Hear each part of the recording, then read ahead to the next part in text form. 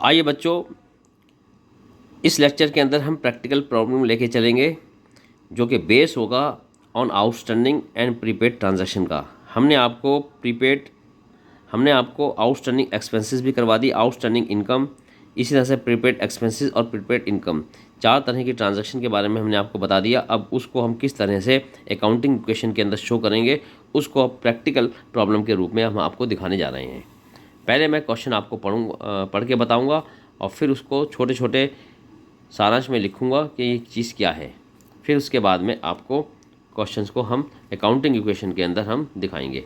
तो सबसे पहले आप आइए, सुशील स्टार्टर बिजनेस विद कैश। सुशील ने बिजनेस को शुरू किया 60,000 रुपये से। सिंपल एंट्री है, कोई बात नहीं है। दूसरा है interest due but not received.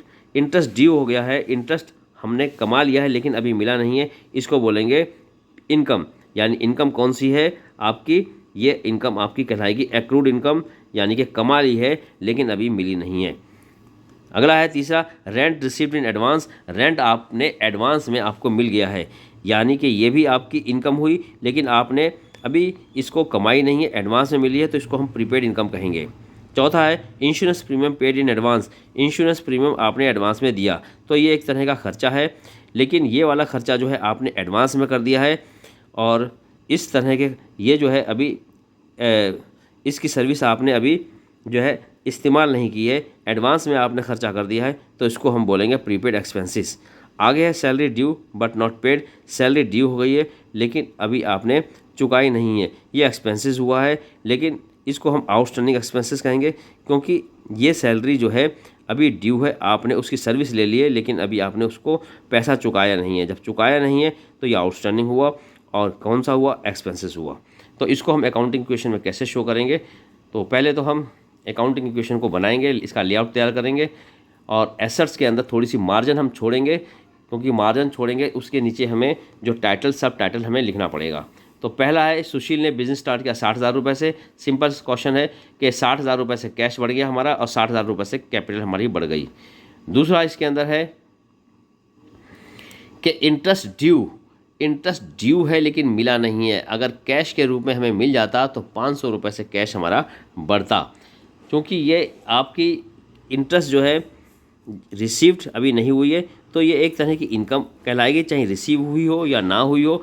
मैंने आपको बताया कि अगर कोई भी रिवेन्यू जनरेट हो जाता है, बेशक वो ना मिले और मिल जाए तब भी ठीक, ना मिले तब भी ठीक, तो ऐसी स्थिति में उस रिवेन्यू को हम कैपिटल में जोड़ के दिखाते हैं। ये अभी आपको मिली नहीं है, यानी कि ये मिलना बाकी है, तो जो व्यक्ति इसको आपको देगा वो डेटर्स कहलाएगा। तो इस तरह से एसेट्स के अंदर ये डेटर्स के टाइटल के नीचे हम लिखेंगे एक्रूड इनकम 500 रुपये, यानी इनकम जो है वो हमने दर्ज कर ली है लेकिन अभी हमें मिली नहीं है। तो हमारे जो हैं देने वाले देनदार जो हैं, यानी कि डेटर्स जो है वो बढ़ जाएंगे और डेटर्स एसेट्स में होता है, तो वहाँ पर हम एक्रूड इनकम 500 रुपये दिखा देंगे। तीसरी एंट्री हमारी है रेंट रिसीव्ड इन एडवांस। 1,000 रुपये रेंट हमने एडवांस में मिल गया, लेकिन ये हमने कमाया नहीं है, बिना कमाए हमें मिल गया। कैश में ये जो है ट्रांजैक्शन बढ़ जाएगी, लेकिन बिना कमाया हुआ मिला हुआ है तो हमारे ऊपर बोझ है ये। तो जब ये बोझ है तो ये क्रेडिटर्स के अंदर लायबिलिटी में बढ़ जाएगा। तो कैश 1,000 रुपये मिल गया, एसेट्स के अंदर 1,000 रुपये हम बढ़ा देंगे और ये जो है हमारे ऊपर बोझ है, क्योंकि हमें ये जो है रेंट जो है एडवांस में मिला है। तो एडवांस में जब मिला है, जब तक हम इसकी सर्विस को पूरी तरह से प्रोवाइड नहीं करेंगे तो ये हमारी ऊपर जो है लायबिलिटीज़ बनी रहेगी, तो 1,000 लायबिलिटीज़ हमारी बढ़ जाएगी। अगली ट्रांजैक्शन हमारे पास है insurance premium paid in advance. हमने एडवांस में पे कर दिया, तो कैश हमारे पास से गया और एडवांस में पे करा है हमने, इसकी सर्विस हमने नहीं ली है, तो यहाँ पर हमारे डेटर्स बढ़ जाएंगे।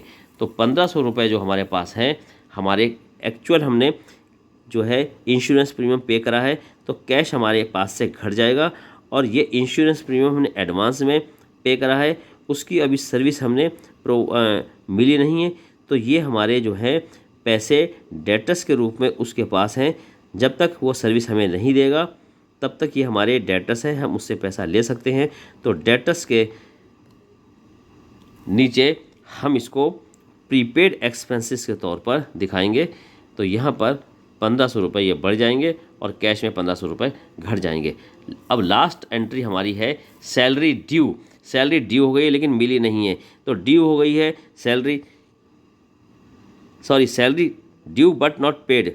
सैलरी ड्यू हो गई लेकिन अभी हमने उसे चुकाया नहीं है, पे नहीं करा, तो ये एक्सपेंसेस हमारे बढ़ गए। बेशक हमने ना चुकाया हो तो 2000 रुपये कैपिटल में से कम हो गए और सैलरी जो है हमारी हमने पे नहीं करा है, अभी देना बाकी है। तो हमने उसकी सर्विस ले ली है लेकिन उसकी सैलरी नहीं करी पे, तो हमारे ऊपर एक तरह का लायबिलिटीज़ बढ़ गई, बोझ बढ़ गया। तो 2000 रुपये से हम लायबिलिटीज़ में इसको जोड़ देंगे क्योंकि हमने अभी उसको चुकाया नहीं है, और 2000 रुपये जो है हमारी जो एक तरह का एक्सपेंसेस जनरेट हो गया है। तो एक्सपेंसेस जनरेट होता है तो कैपिटल में से घटता है। तो इस तरीके से इसका अगर हम टोटल करेंगे तो टोटल करने के बाद में हमारे पास जो है नई इक्वेशन के तौर पर 61,500 जो है हमारे एसेट्स में आएंगे और लायबिलिटीज़ के अंदर 61,500 रुपये हमारे बैठेंगे। तो इस तरह से दोनों का टोटल बराबर हुआ।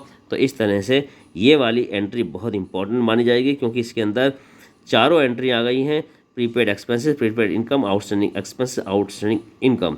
तो ये क्वेश्चन बहुत इंपॉर्टेंट बैठता है, तो इसको आप अच्छी तरीके से समझिए और इसको आप अकाउंटिंग इक्वेशन में इसकी प्रैक्टिस भी करिए।